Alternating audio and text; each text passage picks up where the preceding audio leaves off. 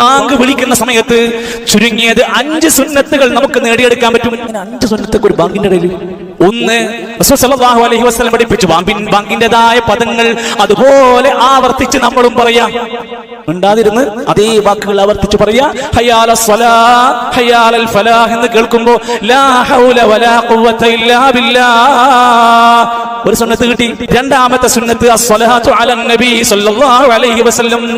Bank കഴിഞ്ഞപ്പോ നബി സല്ലല്ലാഹു അലൈഹി വസല്ലമിന്റെ പേരിൽ ഒരു സ്വലാത്ത് ചൊല്ലുക. അത് ഇസ്ലാമിലെ സുന്നത്താണ്, ബാങ്കിന്റെ ശേഷമുള്ള സുന്നത്ത്. മൂന്നാമത്തേത് ദുആ. ബാങ്ക് കഴിഞ്ഞാൽ അല്ലാഹുമ്മ റബ്ബ ഹാദിഹി ദഅവതി താമ്മ എന്ന് തുടങ്ങുന്ന ഹദീസിൽ വന്ന പ്രാർത്ഥന പ്രാർത്ഥിക്കുക. നാലാമത്തെ സുന്നത്ത് റളീതു ബില്ലാഹി റബ്ബ വബിൽ ഇസ്ലാമി ദീനാ വബി മുഹമ്മദിൻ സല്ലല്ലാഹു അലൈഹി വസല്ലമ നബിയ.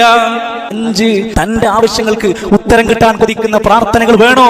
ബാങ്കിന് ശേഷം നീ പ്രാർത്ഥിച്ചോ ഉത്തരം കിട്ടുന്ന പ്രാർത്ഥന.